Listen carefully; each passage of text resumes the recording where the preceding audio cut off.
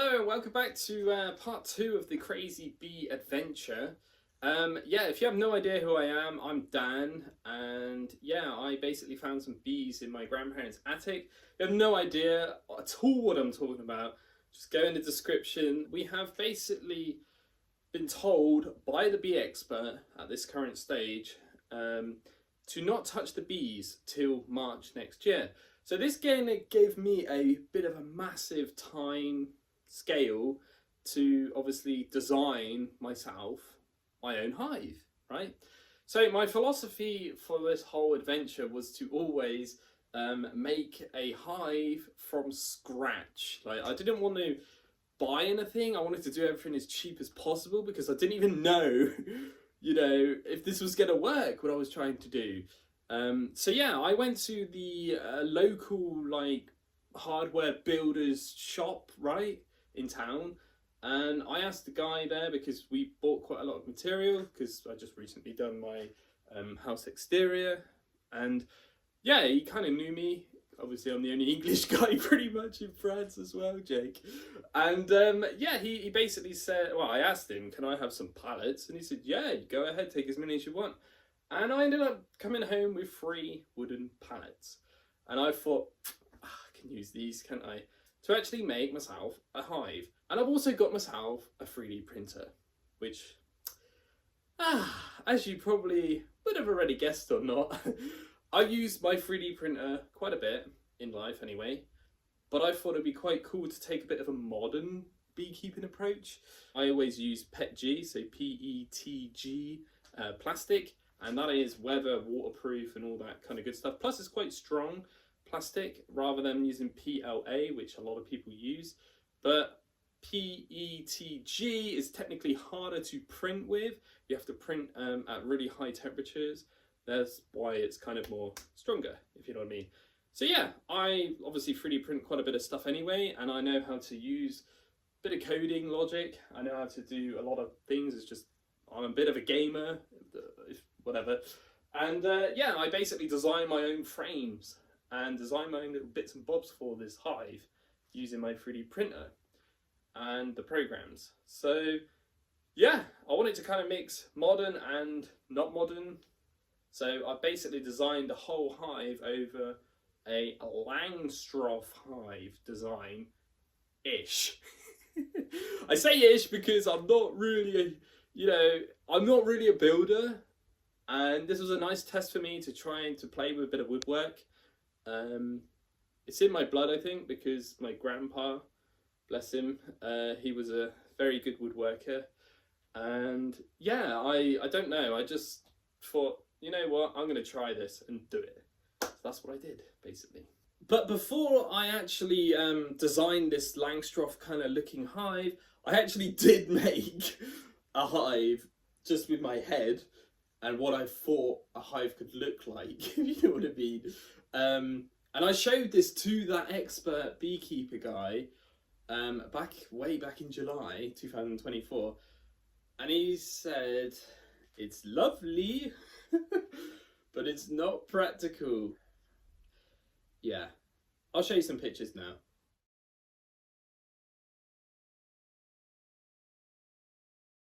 So then I found some actual real PDF kind of files of how to design a Langstroth.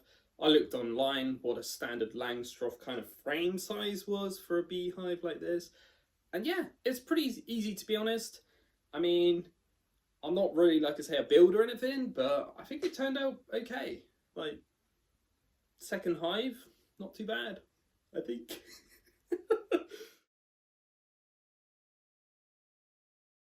So I spent most of the early winter, late winter kind of time, September, October, November, building this. Any spare time kind of thing, I was just getting on with it. Also, whenever we went to the area where the bees were, guess what I was doing? Checking them, of course. And basically I checked them and I saw this one day, which I was very, very fascinated by.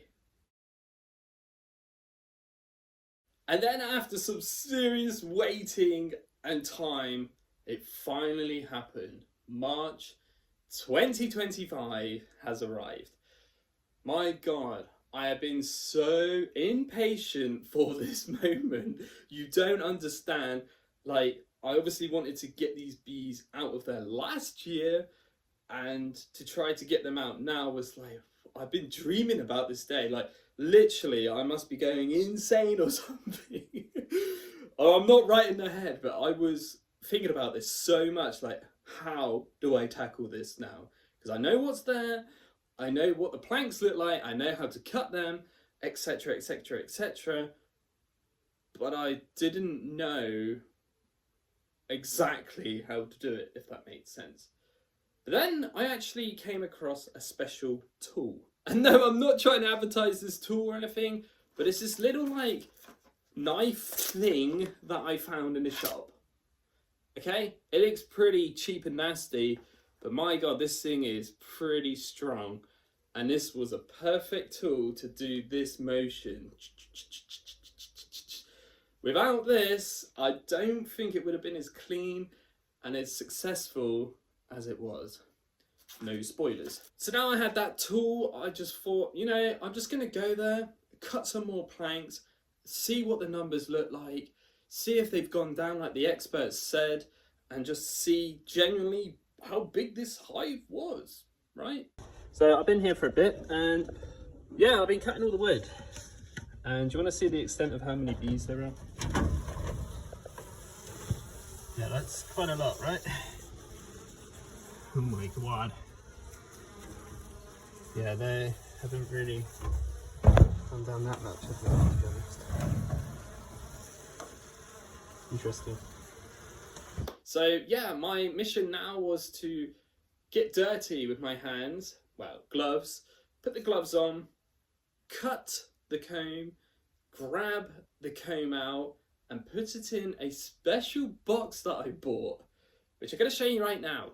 This is the special box I'm talking about. It's a double-sided lid affair, as you can see. So my idea was to cut the comb, chuck it in, with the bees obviously attached to it and honey and all the goodness, and close it up. Carry this down the stairs, all the way down to the attic, if you like, carrying bees in a box, and then put this outside and play with them outside. Because honestly, the amount of bees in the attic, and it's an enclosed attic, there's no window, well, there was a few windows, but they're all boarded up and you can't open them or anything like that. They're just there for light, if you know what I mean. And I had to come up with a solution, and that was it. That was it.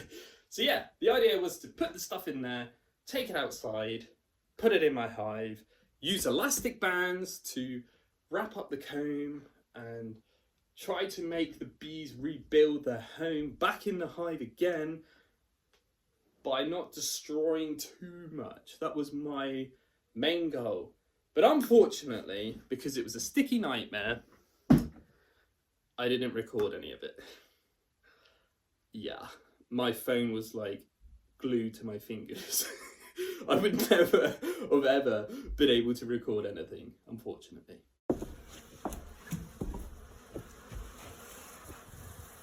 That's what's left. And it's impossible to get because it goes all the way down there.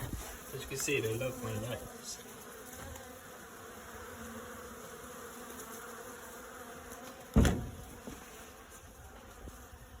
They're quite aggressive though. I really want to scoop all that up. She's in there somewhere, I tell you. That's the problem I'm having. I need the queen.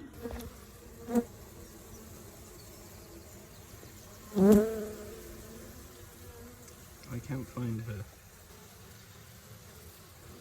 They're going in though, so it's a good sign.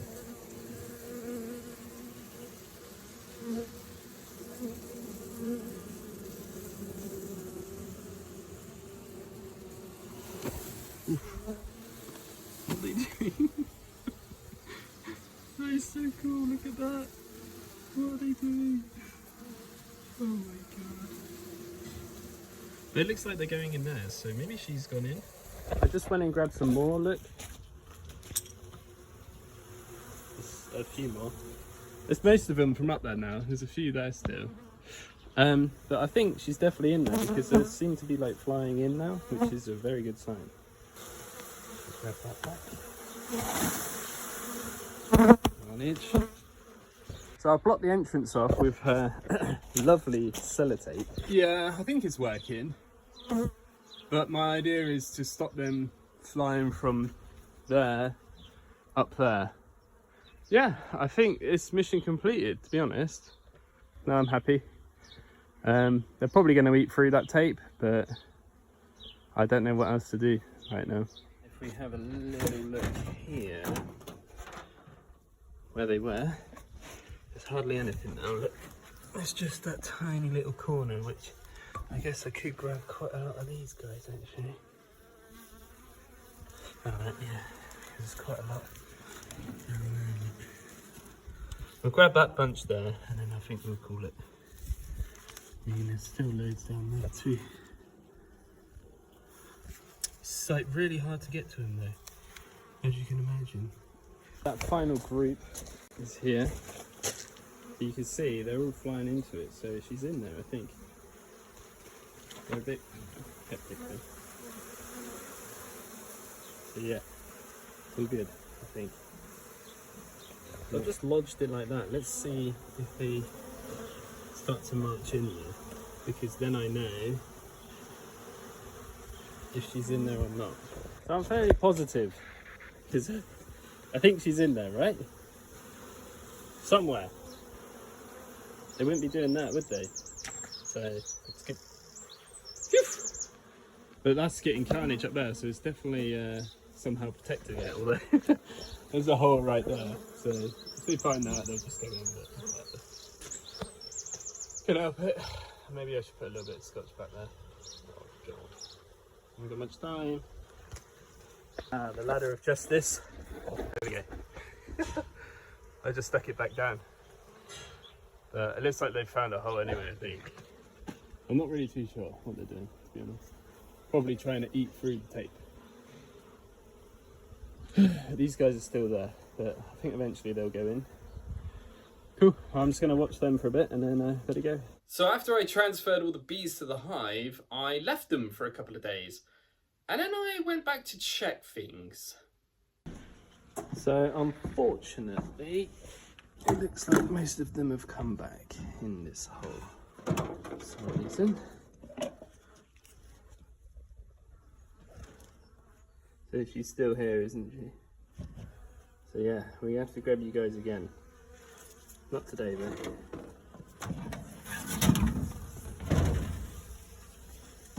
Ah, God. So difficult, these guys. They all basically went back into the attic.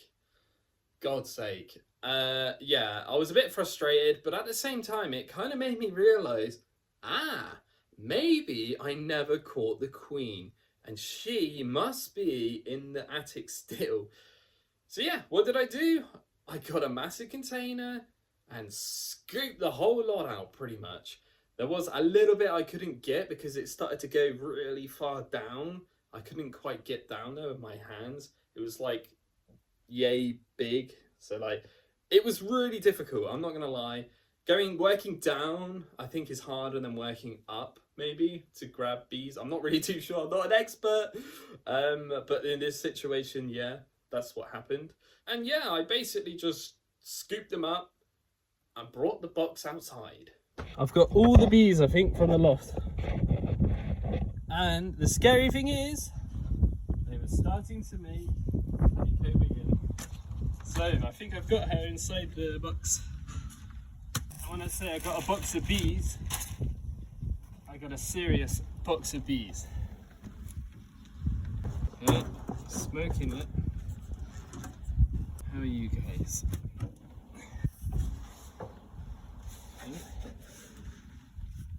Yeah.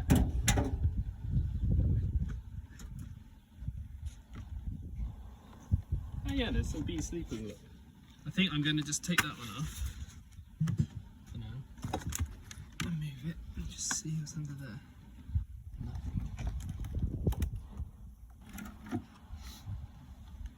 So it looks to me like they've stolen all the honey off this, and that's it.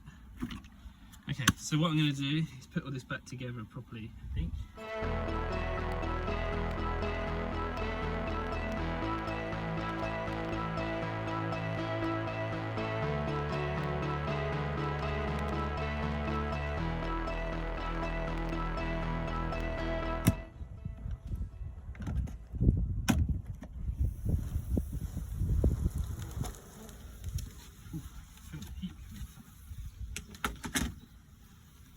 Let's look in there and let's tip it like that, baby.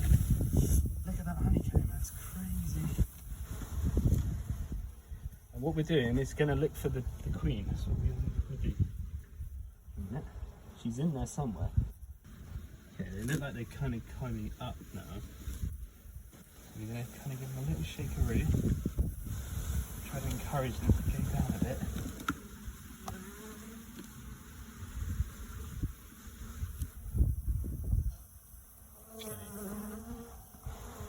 Good. Give it another little shake.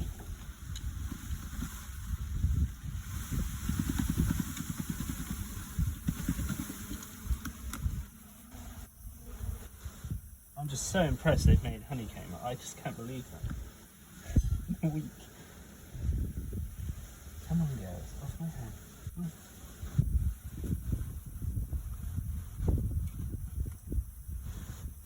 They're starting to descend down there, look. I don't know if you can see very well, but they're here, look. And they're starting to go down there, look. So it's good. Yet to see the queen. Who knows, I might already have her in the top part. So these guys might be just making honeycomb for no reason, sort of thing. That's a big shake.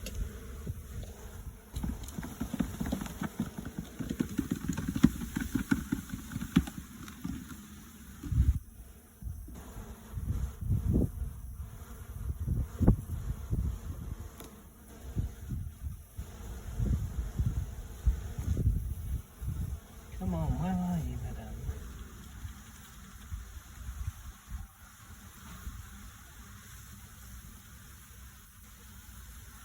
Look at the ball in my hands. Oh god.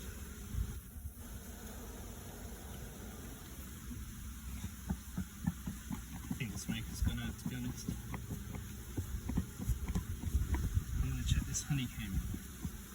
Is there any eggs in it?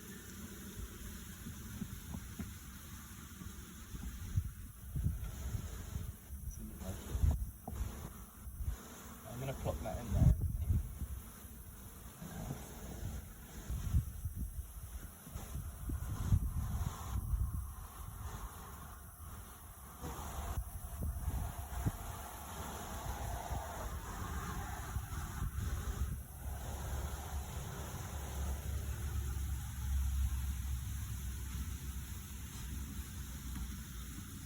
I'm not sure, really.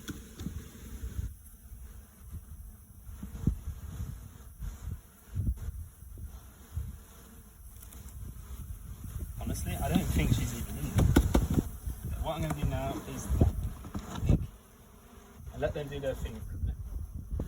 Right, let's do the big tap. Here they go.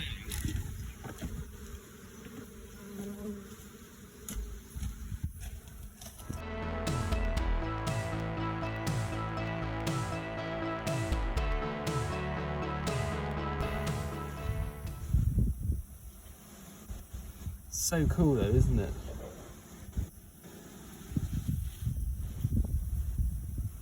I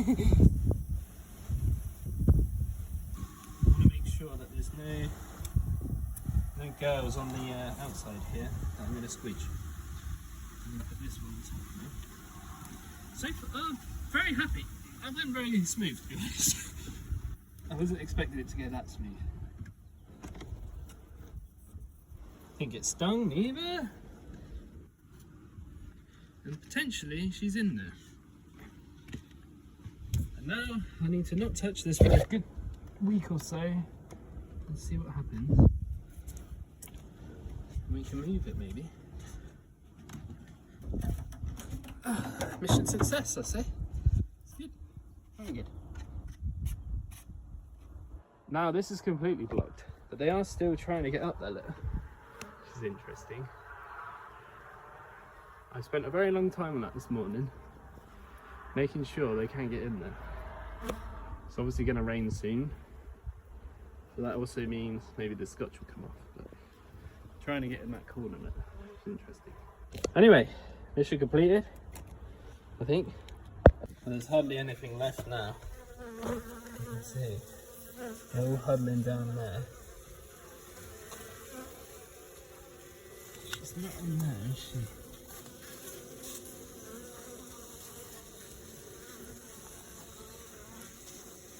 I can't really get down there.